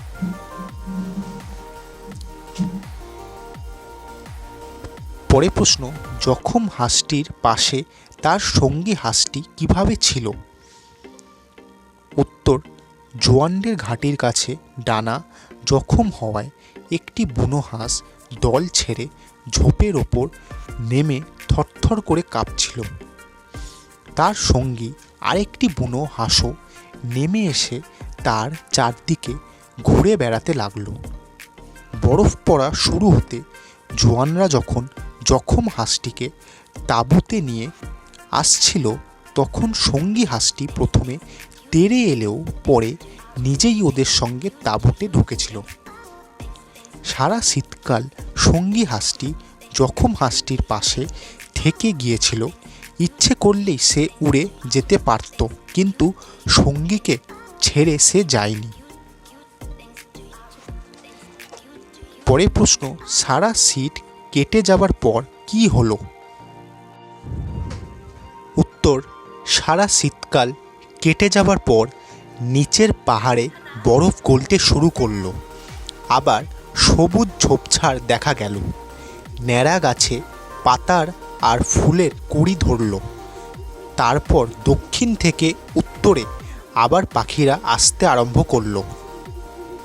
পরের প্রশ্ন, হাঁস দুটি জোয়ানদের কাছে কিভাবে থাকত? উত্তর, জোয়ানদের তাঁবুতে মুরগি রাখার খালি জায়গা ছিল। বুনো হাঁস দুটি সেখানে থাকত।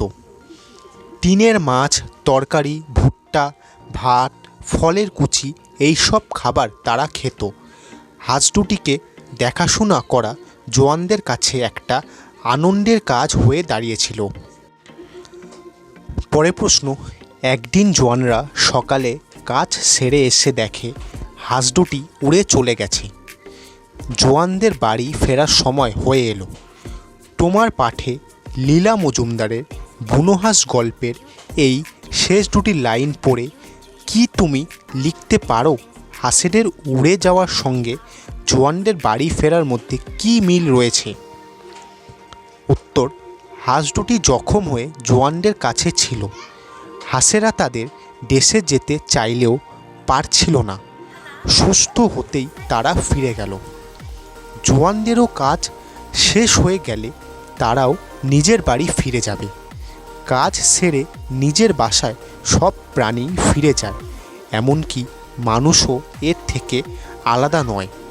তাই হাঁস ও জোয়ান কাজ শেষে সময় হলে বাড়ি ফিরে যেতে চায়।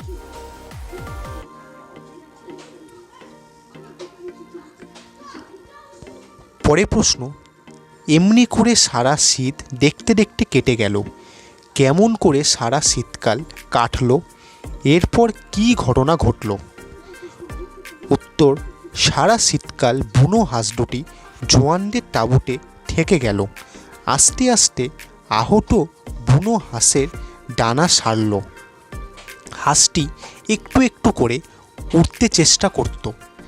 আহত হাঁসটি তাঁবুর ছাদ অবধি উঠে আবার ধূপ করে পড়ে যেত। এভাবেই সারা শীতকাল কাটল।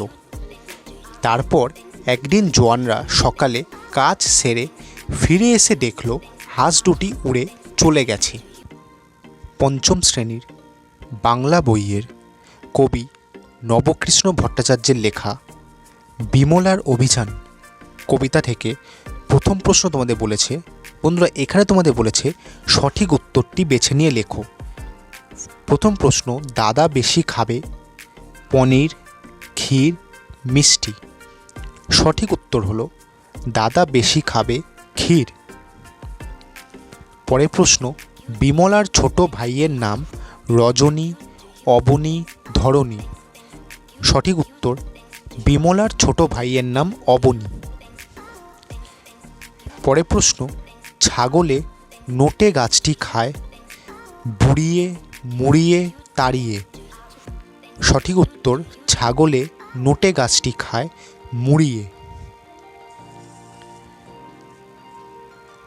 পরের প্রশ্ন, বিমলার অভিযান কবিতায় জাম, নোটে, পেয়ারা গাছের কথা বলা হয়েছে।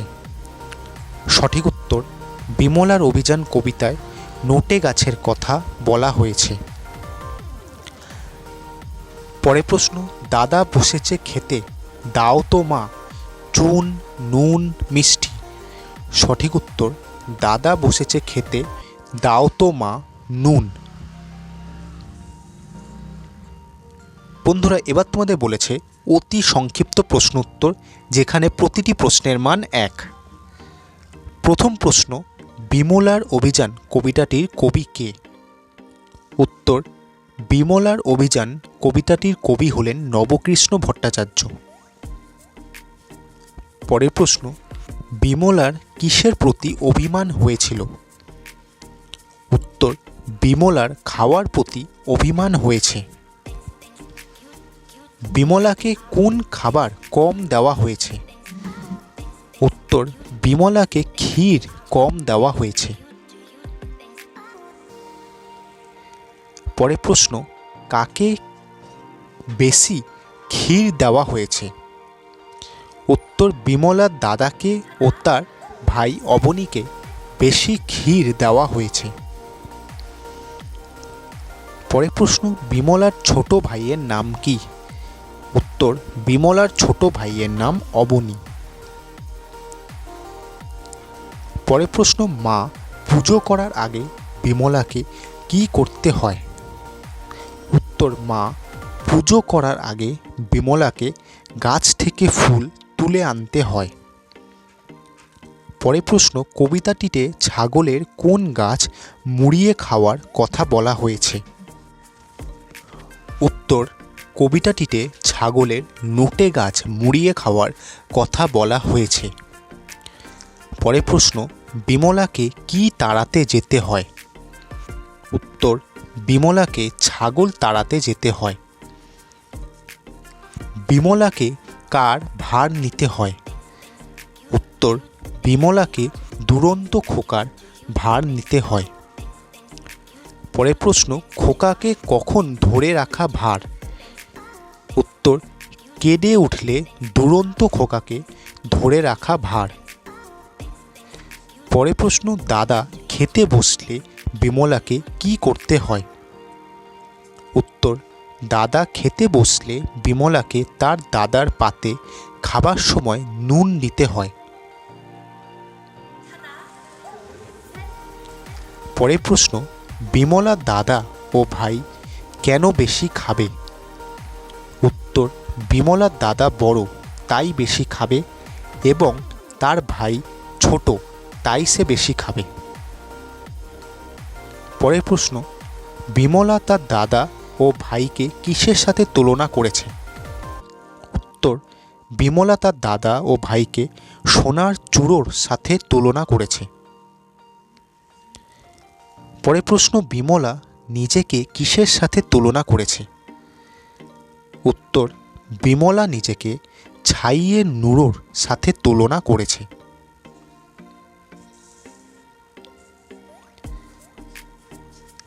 পরের প্রশ্ন, বিমলার কি কমে গেছে বলে তার মনে হয়েছে?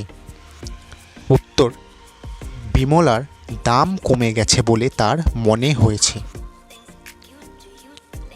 কবিতায় বিমলা অনেকগুলি মেয়ের নাম তুলনা দিয়ে বলেছে তাদের নামগুলি লেখো। উত্তর, নামগুলি হলো রাধু, মাধু, রামি, বামি, শ্যামি। বন্ধুরা, এবার তোমাদের বলেছে নিচের প্রশ্নগুলির উত্তর নিজের ভাষায় লেখো, যেখানে প্রতিটি প্রশ্নের মান 1 অথবা 2। তো প্রথম প্রশ্ন, বিমলাকে সারাদিন কোন কোন কাজ করতে হয়? উত্তর, বিমলাকে সারাদিন পুজোর জন্য ফুল তোলা, খোকাকে সামলানো, ছাগল তাড়ানো, দাদাকে নুন দেওয়া, পানে ঝাল হলে চুন এনে দেওয়া, এই সব কাজ করতে হয়।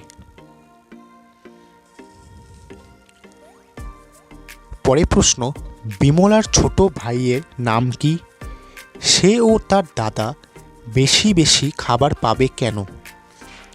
উত্তর, বিমলার ছোট ভাইয়ের নাম অবনী। সে ছোট বলে বেশি খাবার পাবে এবং তার দাদা বড় বলে সে বেশি খাবার পাবে। পরের প্রশ্ন, তাই বুঝি বিমলার কমে গেছে দামই? বিমলার দাম কমে গেছে মনে হওয়ার কারণ কি? উত্তর, 2 ভাইয়ের মধ্যে বিমলা এক বোন। তার দাদা ও ভাই অবনী আদর ও খাবার বেশি পায়, সে পায় না, অথচ দরকারে তাকেই সব কাজ করে দিতে হয়। তাই তার মনে হয়েছে যে পরিবারের সকলের কাছে তার দাম বুঝি কমে গেছে। বন্ধুরা, এবার তোমাদের বলেছে সংক্ষিপ্ত প্রশ্ন উত্তর, যেখানে প্রতিটি প্রশ্নের মান 2 অথবা 3। তো প্রথম প্রশ্ন, কী কারণের বিমলার অভিমান হয়েছিল? উত্তর, বিমলারা 3 ভাই বোন। খাবার সময় বিমলার দাদাকে অনেকটা ক্ষীর এবং বিমলার ছোট ভাই অবনীকে বেশি পরিমাণে ক্ষীর খেতে দেওয়া হয়েছিল, কিন্তু বিমলার পাতে নামমাত্র ক্ষীর দেওয়ায় অভিমানে তার খাবার ইচ্ছা হলো না।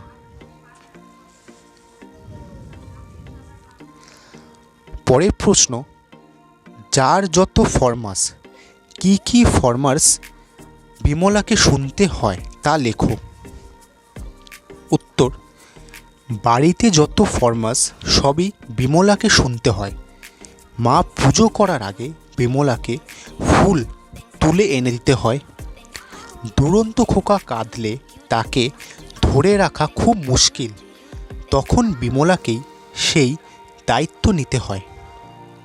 ছাগলে নোটে গাছ মুড়িয়ে খেলে তাকে তাড়াতে হয়।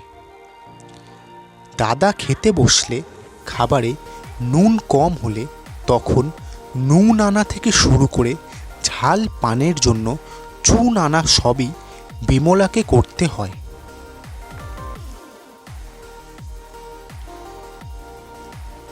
পরের প্রশ্ন, তাই বুঝি বিমলার কমে গেছে দামই? কেন তার দাম কমে গেছে বলে বিমলার মনে হয়েছে?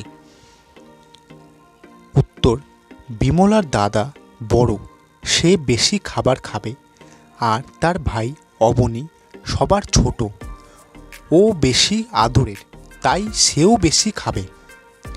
মাঝখানে বিমলার সবার ফরমাস শোনে, তবু তাকে অনাদর সইতে হয়।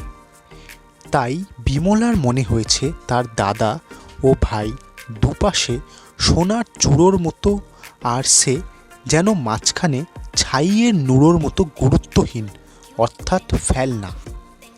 তাই বিমলার মনে হয়েছে তার বুঝি কোনো কদর বা দাম নেই।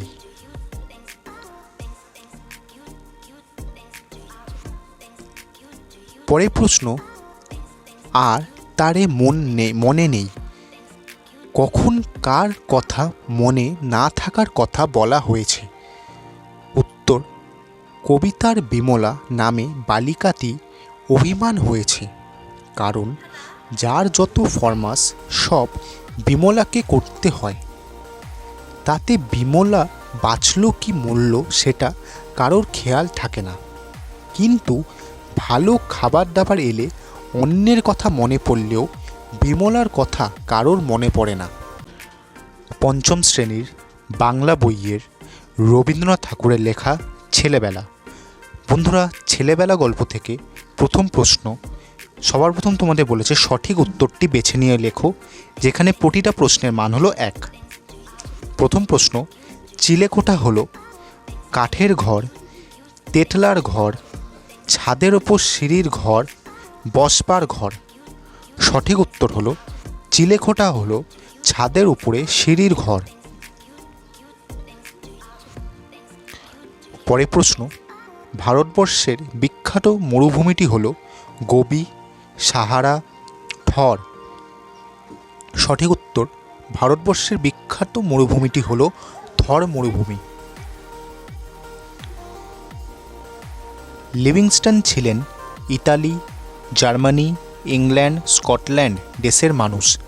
সঠিক উত্তর হলো লিভিংস্টন ছিলেন স্কটল্যান্ড দেশের মানুষ। পরের প্রশ্ন, জুড়ি গাড়ি হলো ঘোড়ায় টানা, হাতিতে টানা, যন্ত্রচালিত গরুতে টানা গাড়ি। সঠিক উত্তর, জুড়ি গাড়ি হলো ঘোড়ায় টানা গাড়ি। পরের প্রশ্ন, লেখকের জীবনে তার প্রধান ছুটির দেশ ছিল তার ঘর, বাগান, ছাদ, বারান্দা। সঠিক উত্তর, লেখকের জীবনে তার প্রধান ছুটির দেশ ছিল তার ছাদ। লেখকের পিতা থাকতেন নিচের ঘরে, দোতলায়, তেতালায়, চারতলায়। সঠিক উত্তর, লেখকের পিতা থাকতেন তেতালায়।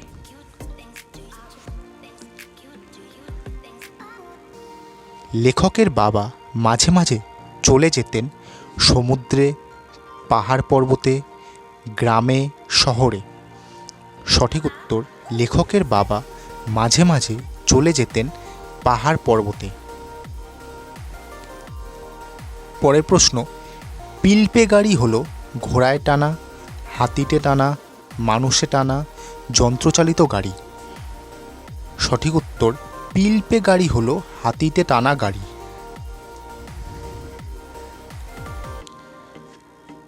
দুপুরবেলাটা যেন বালক সন্ন্যাসীর গৃহী, বিভাগী, ব্যবসায়ী, ব্রহ্মচারী হওয়ার সময়। সঠিক উত্তর, দুপুরবেলাটা যেন বালক সন্ন্যাসীর বিভাগী হওয়ার সময়। ঘরটির সামনেই ছিল একটা সোফা, চেয়ার, খাট, টেবিল। সঠিক উত্তর, ঘরটির সামনেই ছিল একটা সোফা। সামনের গলি দিয়ে হেঁকে যেত ফেরিওয়ালা, মাছওয়ালা, বাসনওয়ালা, চুড়িওয়ালা। সঠিক উত্তর, সামনের গলি দিয়ে হেঁকে যেত চুড়িওয়ালা। পরের প্রশ্ন, খোলা চুল এলিয়ে শুয়ে থাকতো বাড়ির বউ, মেয়ে, দাসী, গিন্নি।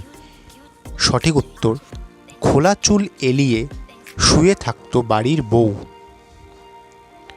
ছাদটা ছিল আমার কেতাবে পড়া জঙ্গল, মরুভূমি, পাহাড়, সমুদ্র। সঠিক উত্তর, ছাদটা ছিল আমার কেতাবে পড়া মরুভূমি।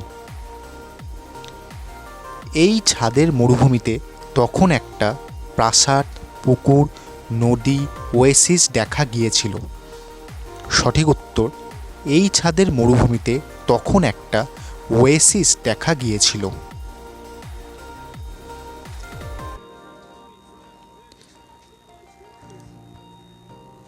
পরের প্রশ্ন, মন খারাপ নিয়ে একবার পুকুর পাড়টা, ছাদটা, দেউড়িটা, গলিটা ঘুরে আসা গেল।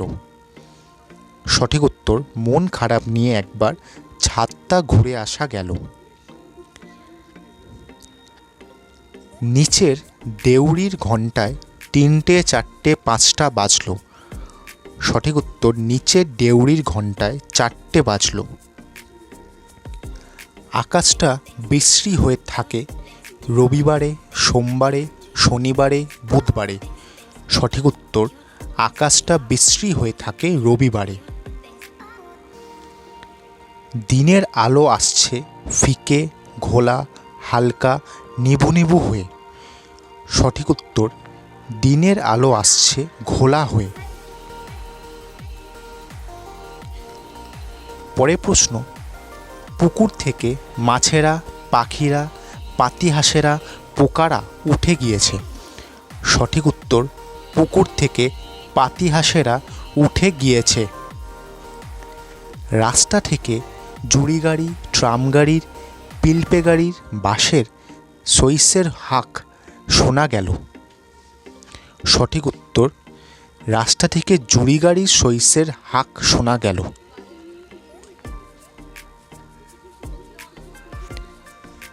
বন্ধুরা, এবার তোমাদের বলেছে এলোমেলো শব্দগুলি সাজিয়ে অর্থপূর্ণ বাক্য তৈরি করো। নিচে কিছু শব্দ এলোমেলোভাবে সাজানো আছে, তোমাদের সেগুলিকে সঠিকভাবে সাজিয়ে একটি অর্থপূর্ণ বাক্য তৈরি করতে হবে। প্রথমে বলেছে নানা রকমের ছাদে চলেছে দিন নানাভাবে এই বয়ে। এই শব্দগুলোকে যদি আমরা সাজাই তাহলে নানা রকমের দিন ওই ছাদে নানাভাবে বয়ে চলেছে। হাত জোর দুটি করা কোলে। উত্তর কোলে দুটি হাত জোর করা। জন্য অনেক দিনের তিনি যেতেন পাহাড়ে পর্বতে চলে। সঠিক উত্তর তিনি অনেক দিনের জন্য চলে যেতেন পাহাড়ে পর্বতে। যায় মধ্যে দেখা মধ্যে মাথা গাছের ঝাঁকড়া। উত্তর মধ্যে মধ্যে দেখা যায় গাছের ঝাঁকড়া মাথা। একলা অত্যন্ত সেইখানে বসতুম হয়ে। সেইখানে অত্যন্ত একলা হয়ে বসতুম। গলি হেঁকে সামনের যেত দিয়ে চুড়িওয়ালা। সামনের গলি দিয়ে হেঁকে যেত চুড়িওয়ালা। দেখতে শেষের এসে দিনটা দেখতে ছুটির দিকে পৌঁছলো। ছুটির দিনটা দেখতে দেখতে শেষের দিকে এসে পৌঁছলো। আনাগোনা ঘাটে আরম্ভ লোকজনের হয়েছে। লোকজনের আনাগোনা আরম্ভ হয়েছে ঘাটে। বন্ধুরা, এবার তোমাদের বলেছে দুটি বাক্যে ভেঙে লেখো। এখানে একটি লাইন দেওয়া আছে, যেই লাইনটাকে তোমাদের দুটি বাক্যে ভেঙে লিখতে হবে। যেমন আমার পিতা যখন বাড়ি থাকতেন তার জায়গা ছিল তেতালার ঘরে। এই বাক্যটাকে যদি আমরা দুটি বাক্যে ভাঙি তাহলে হবে আমার পিতা মাঝে মাঝে বাড়ি থাকতেন, তার জায়গা ছিল তেতালার ঘরে। এরপর আমি লুকিয়ে ছাদে উঠতুম প্রায় দুপুরবেলায়। উত্তর আমি লুকিয়ে ছাদে উঠতুম প্রায় দুপুরবেলা ছাদে উঠতুম। হঠাৎ তাদের হাঁক পৌঁছতো যেখানে বালিশের ওপর খোলা চুল এলিয়ে দিয়ে শুয়ে থাকতো বাড়ির বউ। উত্তর হঠাৎ তাদের হাঁক গিয়ে পৌঁছতো বালিশের ওপর খোলা চুল এলিয়ে দিয়ে শুয়ে থাকতো বাড়ির বউ। বিছানার একখানা চাদর নিয়ে গা মুছে সহজ মানুষ হয়ে বসতুম। বিছানার একখানা চাদর নিয়ে গা মুছতুম, সহজ মানুষ হয়ে বসতুম। গরম বাতাস হু হু করে ছুটে যাচ্ছে ধুলো উড়িয়ে। গরম বাতাস হু হু করে ছুটে যাচ্ছে ধুলো উড়ছে। বন্ধুরা, এবার তোমাদের বলেছে অতি সংক্ষিপ্ত প্রশ্ন উত্তর, যেখানে প্রতিটি প্রশ্নের মান 1 নম্বর। প্রথম প্রশ্ন, কোন সময়টা বালক রবীন্দ্রনাথের মন ভুলিয়ে নিত? উত্তর দুপুরবেলাটা বালক রবীন্দ্রনাথের মন ভুলিয়ে নিত। পরের প্রশ্ন, রবীন্দ্রনাথের পিতা মাঝে মাঝে কোথায় চলে যেতেন? উত্তর রবীন্দ্রনাথের পিতা মাঝে মাঝে অনেক দিনের জন্য পাহাড় পর্বতে চলে যেতেন। রবীন্দ্রনাথের পিতা ছাদে কিভাবে বসে থাকতেন? উত্তর রবীন্দ্রনাথের পিতা ছাদে সাদা পাথরের মূর্তির মতো কোলে হাত জোর করে বসে থাকতেন। ছোট্ট বয়স পর্যন্ত রবীন্দ্রনাথের ছুটির দিনগুলি কোথায় কেটেছে? উত্তর ছোট বয়স পর্যন্ত রবীন্দ্রনাথের ছুটির দিনগুলি ছাদে কেটেছে।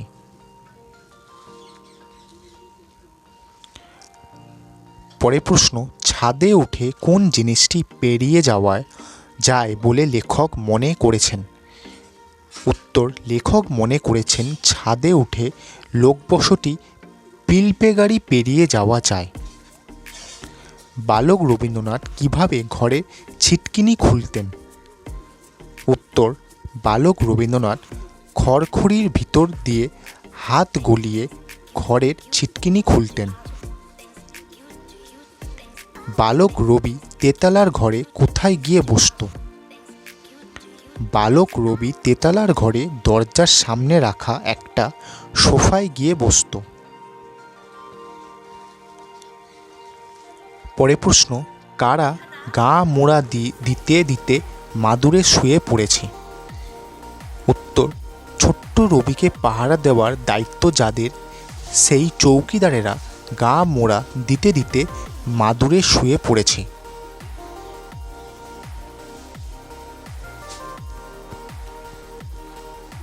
নিস্তব্ধ দুপুরবেলায় বালক রবীন্দ্রনাথ বাড়ির সামনের গলি দিয়ে কার হাঁক দিয়ে যাওয়া শুনতে পেতেন? উত্তর, সামনের গলি দিয়ে হাঁক দিয়ে যাওয়া চুড়িওয়ালার ডাক তিনি শুনতে পেতেন। বালিশে খোলা চুল এলিয়ে দিয়ে কারা শুয়ে থাকত? উত্তর, বালিশে খোলা চুল এলিয়ে দিয়ে বাড়ির বউরা শুয়ে থাকত। পরের প্রশ্ন, সেদিনকার সেই বউরা আজকের দিনে কি করছে বলে রবীন্দ্রনাথ লিখেছেন? উত্তর, সেদিনকার সেই বউরা আজকের দিনে সেকেন্ড ক্লাসের পড়া মুখস্থ করছে। সেই চুড়িওয়ালা আজকের দিনে কি করে? সেই চুড়িওয়ালা আজকের দিনে হয়তো রিক্সা ঠেলে। পরের প্রশ্ন, ছাদে যাওয়াটা বালক রবীন্দ্রনাথের কাছে কেমন আনন্দের ছিল? উত্তর, বালক রবীন্দ্রনাথের কাছে ছাদে যাওয়াটা ছিল 7 সমুদ্র পাড়ে যাওয়ার আনন্দের সমান। ছাদের মরুভূমির ওয়েসিসটি আসলে কি ছিল? উত্তর, ছাদের মরুভূমির ওয়েসিসটি আসলে ছিল বালক রবীন্দ্রনাথের পিতার তেতালার স্নানের ঘর। কি দিয়ে গা মুছে বালক রবি সহজ মানুষ হয়ে বসত? উত্তর, বিছানার চাদর দিয়ে গা মুছে বালক রবি সহজ মানুষ হয়ে বসত।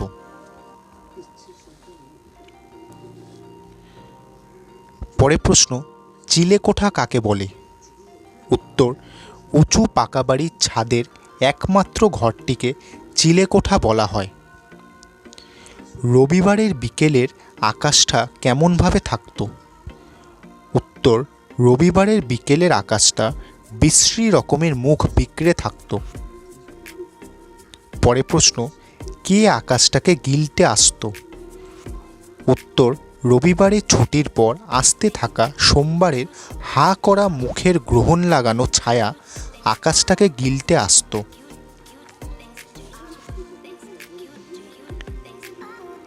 নিচে ততক্ষণ কার খোঁজ পড়ে যেত?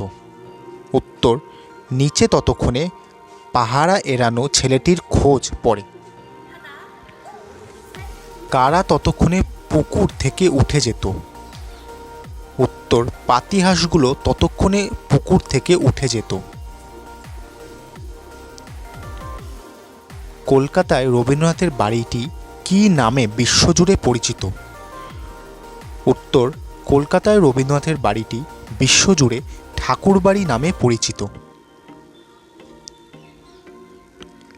রবীন্দ্রনাথ ঠাকুর ছোটদের জন্য লিখেছেন এমন দুটি বইয়ের নাম লেখো। উত্তর, রবীন্দ্রনাথ ঠাকুর ছোটদের জন্য লিখেছেন এমন দুটি বই হল শিশু ও ছেলেবেলা। পরের প্রশ্ন, ঠাকুরবাড়ি থেকে প্রকাশিত কোন দুটি পত্রিকায় তিনি নিয়মিত লিখতেন? উত্তর, ঠাকুরবাড়ি থেকে প্রকাশিত ভারতী ও বালক পত্রিকায় তিনি নিয়মিত লিখতেন। পরের প্রশ্ন, বালক রবীন্দ্রনাথের প্রধান ছুটির দেশ কী ছিল? উত্তর, বালক রবীন্দ্রনাথের প্রধান ছুটির দেশ ছিল তাদের বাড়ির বাইরের খোলা ছাদ। তার বাড়ির নিচতলায় বারান্দায় বসে রেলিংয়ের ফাঁক দিয়ে কি কি দেখা যেত? উত্তর, তার বাড়ির নিচতলায় বারান্দায় বসে রেলিংয়ের ফাঁক দিয়ে রাস্তার লোক চলাচল দেখা যেত। বন্ধুরা, এবার তোমাদের বলেছে সংক্ষিপ্ত প্রশ্ন উত্তর, যেখানে প্রতিটা প্রশ্নের মান 2 অথবা 3। প্রথম প্রশ্ন, ছাত্রী ছিল আমার কিতাবে পড়া, বালক রবীন্দ্রনাথের কাছে ছাত্রী কেমন ছিল? উত্তর, তেতালার ছাত্রী লেখক রবীন্দ্রনাথের কাছে বইয়ে পড়া মরুভূমির মতো মনে হতো। চারিদিক ধুধু করত, হু হু করে গরম বাতাস ধুলো উড়িয়ে ছুটে যেত, আকাশের নীল রং ফিকে হয়ে আসতো। পরের প্রশ্ন, চিলেকোঠার আড়ালে দাঁড়িয়ে কতদিন দেখেছি, কে কি দেখতেন? উত্তর, বালক রবীন্দ্রনাথের পিতা যখন বাড়িতে থাকতেন তখন তার জায়গা ছিল তেতালার ঘরে। চিলেকোঠার আড়াল থেকে বালক রবীন্দ্রনাথ দেখতেন সূর্য ওঠার আগেই তার পিতা কোলে দুটি হাত জোর করে সাদা পাথরের মূর্তির মতো ছাদে চুপ করে বসে আছেন। ওখানে গেলে, কোনখানে গেলে, কি দেখার কথা বলা হয়েছে? উত্তর, বাড়ির ছাদের ওপর উঠে বালক রবীন্দ্রনাথের মনে হতো তিনি যেন লোকবসতির পিলপে গাড়ি পেরিয়ে কলকাতার মাথার ওপর দিয়ে পা ফেলে চলে এসেছেন সেখানে, যেখানে আকাশের শেষ নীল মিশে গেছে পৃথিবীর শেষ সবুজে। নানা বাড়ির নানা গড়নের উঁচু নিচু ছাদ তিনি দেখতেন, তার মধ্যে দিয়ে দেখা যেত গাছের ঝাঁকড়া মাথা। পরের প্রশ্ন, সামনের গলি দিয়ে হেঁকে যেত চুড়িওয়ালা, চুড়িওয়ালা কখন আসতো, সে কি করত?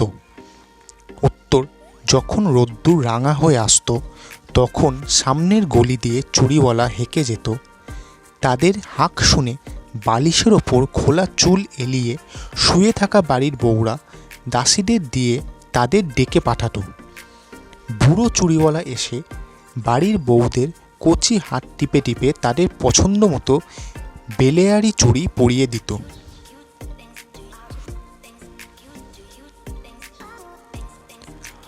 পরের প্রশ্ন, সেদিনকার সেই বউ আজকের দিনে, সেদিনকার ও আজকের বউদের সম্বন্ধে রবীন্দ্রনাথ কী বলেছেন এবং এর অর্থ কী? উত্তর, রবীন্দ্রনাথ বলেছেন সেদিনকার সেই বউরা আজকের দিনে এখনও বউ হয়নি, তারা সেকেন্ড ক্লাসে পড়া মুখস্থ করছে।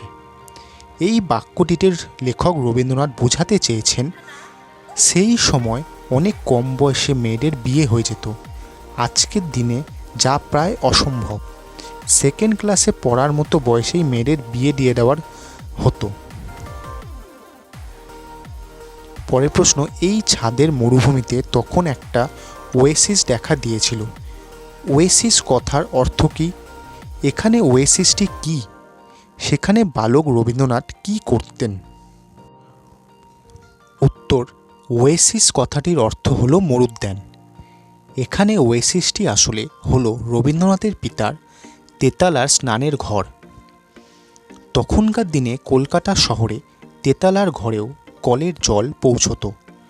বালক রবীন্দ্রনাথ সেই স্নানের ঘরে ঢুকে কল খুলে দিতেন, গায়ে ধারা জল পড়ত। তিনি স্নান করে বিছানার একখানা চাদর দিয়ে গা মুছে সহজ হয়ে বসতেন। পরের প্রশ্ন, নিচের দিকে দেখতুম তাকিয়ে, নিচের দিকে তাকিয়ে লেখক কি কি দেখতেন ও কি শুনতেন? উত্তর, দিনের আলো যখন ঘোলা হয়ে আসত তখন লেখক রবীন্দ্রনাথ নিচের দিকে তাকিয়ে দেখতেন পুকুর থেকে পাতিহাঁসগুলো উঠে গিয়েছে, লোকজনের আনাগোনা শুরু হয়েছে ঘাটেতে, আর বটগাছের ছায়াটা অর্ধেক পুকুর জুড়ে ছড়িয়ে পড়েছে। রাস্তা থেকে জুড়ি গাড়ির সহিসের হাঁক শোনা যাচ্ছে।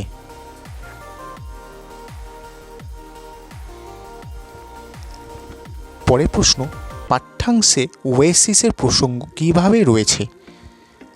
উত্তর, গরমকালে যখন ছাদের ওপর দিয়ে হু হু করে মরুভূমির মতো গরম বাতাস বয়ে যেত, তখন সেই মরুভূমির মধ্যে তেতালার ঘরের নাবার অর্থাৎ স্নান করার ঘরটাকে বালক রবীন্দ্রনাথের মনে হয়েছিল সেটি যেন ওয়েসিস বা একটি মরুদ্যান।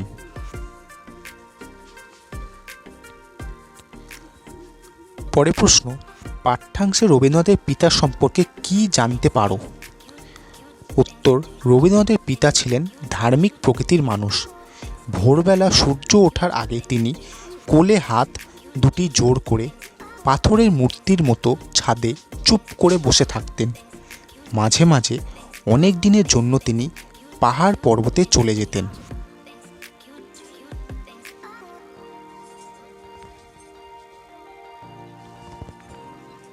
পরের প্রশ্ন, পিতার কলঘরের প্রতি ছোট্ট রবির আকর্ষণের কথা কিভাবে জানা গেল? উত্তর, গ্রীষ্মের প্রচণ্ড গরমে ছোট্ট রবি তার বাবার স্নানের ঘরটাকে মনে করত যেন মরুভূমির মধ্যে একখানি ওয়েসিস বা মরুদ্যান। সে সেই ঘরটাতে ঢুকে লিভিংস্টনের মতো নতুন দেশ খুঁজে বের করার এক কল্পিত আনন্দ পেত। সেখানে গিয়ে সে কল খুলে দিত, সারা গায়ে তার ধারা জল পড়ত। স্নান করে বিছানার চাদরে গা মুছে ছোট্ট রবি সোফায় এসে বসত।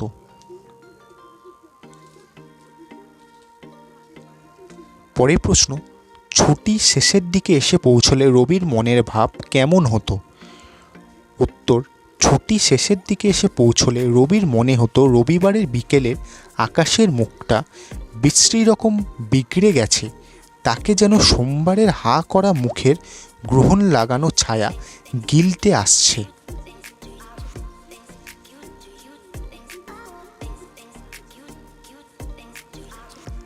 পরের প্রশ্ন, পাঠ্যাংশে কাকে কেন বাংলাদেশের শিশু লিভিংস্টন বলা হয়েছে?